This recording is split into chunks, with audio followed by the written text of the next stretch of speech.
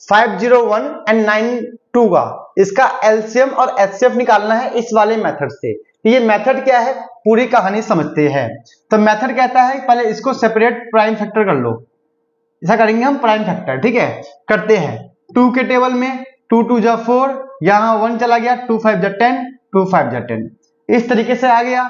और देखते हैं अब ये 2 के टेबल से जाएगा नहीं क्योंकि लास्ट में 0 नहीं है, अब जाएगा ये 5 के टेबल से, ठीक है। देखते हैं 2 5 जा 5 1 जा, ठीक है, यहां तक भी हो गया। अब देखते हैं किसके टेबल में जाएगा ये, 17 3 51 17 3 17 टाइम में जाएगा, और ये हमारा जाएगा 17 1 जा। इस तरीके से हमने इसका निकाल लिया प्राइम फैक्टर। क्या कर दिया हमने, प्राइम फैक्टर। ऐसे करेंगे 92 का, करो करो करो, आप लोग भी करो बेटा, अगर नोटबुक है आपके हाथ में है तो वीडियो को पॉज करके खुद से भी ट्राई करो ना मेरे बच्चों, ठीक है। चलो देखते हैं। तो ये हमारा हो गया 2 टाइम्स में, ये हो गया 4 और ये 6, ठीक है। 2 टाइम्स में ये हमारा हो गया 23, अब ये जाएगा नहीं किसी के बारे में तो 1। तो इस तरीके से हमने 501 को भी प्राइम फैक्टर कर लिया, 92 को भी प्राइम फैक्टर कर लिया है। अब ध्यान देना, अब करना क्या है, ध्यान देना। अब लिख लेंगे इसका 510 का लिख लेंगे 2 into 5 into 3 into 17, लिख लिया। अब इसकी बारी 92 वाले को, क्या आ गया 2 की पावर 2 इंटू में 23। अब देखना यह है, पहले बात करेंगे एचसीएफ के लिए।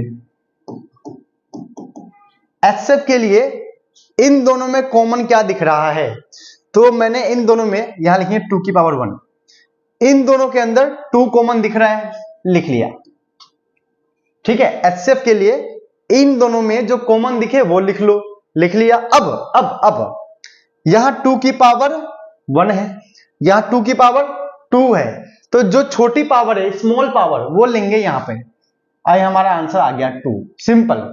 एचसीएफ वाले में कॉमन नंबर लिखकर उसकी स्मॉल पावर जो है वो यहां लिख दो, आंसर आ जाएगा, ठीक है। अब बात करते हैं एलसीएम की। एलसीएम में भी सेम काम, पहले कॉमन लिख लो, कॉमन दोनों में क्या है 2 है, लेकिन इस बार लार्जर होगा पावर, लार्जर मतलब बड़ी पावर 2 है ना, यहां 2 लिख लेंगे, ठीक है। अब सुनो, जो बच गया वो भी लिखो, जैसे कि यहां क्या बच गया 5 3 17 एंड 23, ये भी आपको लिखना पड़ेगा, समझे।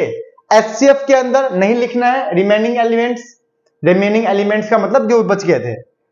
एचसीएफ बहुत सिंपल है, ठीक है, कॉमन नंबर लिखा, स्मॉल पावर लिखा, आंसर आ गया। लेकिन एलसीएम वाले में कॉमन नंबर लिखो, ठीक है, बड़ी पावर लिखो, और जो भी एलिमेंट बच गए हैं उसको भी आपको लिखना पड़ेगा, समझे।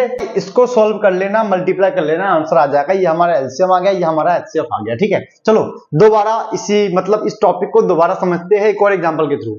तो क्वेश्चन है कि 12 15 21, इसका हमें एलसीएम भी निकालना है और एचसीएफ भी निकालना है, ठीक है। सेम काम कर लेंगे, सेम पिन से भाई, कुछ अलग नहीं है, ठीक है, टेंशन वाली कोई बात नहीं है। चलो करते हैं, पहले 12 की बात करते हैं। 12 का हमारा आ जाएगा 2 6 बार में, 2 3 बार में, 3 1 बार में, सिंपल। 15 का 3 5 5 1, भाई इजी है यार, खुद से ट्राई कर लो। 3 7 7 1, ये सबको बच्चों को पता है, मेरे होने वाले बच्चों को भी पता है भाई क्या ही है, ठीक है, ओके। अब देखते हैं कि क्या करना है। 12 इक्वल में 2 की पावर 2 मल्टीप्लाई 3, ठीक है। 15 इक्वल में 3 इंटू 5, और 21 इक्वल में 3 इंटू 7। बात करते हैं एचसीएफ की। तो एचसीएफ में तीनों में कुछ कॉमन है क्या भाई, अरे मिल गया, ये रहा।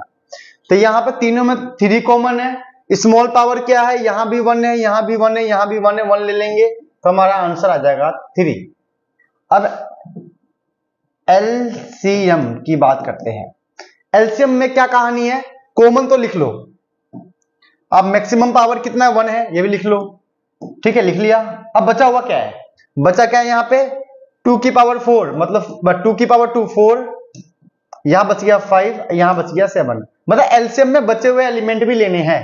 तो इसको सॉल्व करने पे क्या आएगा, 3 4 जा 12, 5 7 जा 35, 12 5 जा 66, 12 3 जा 36 और 6 42, 420।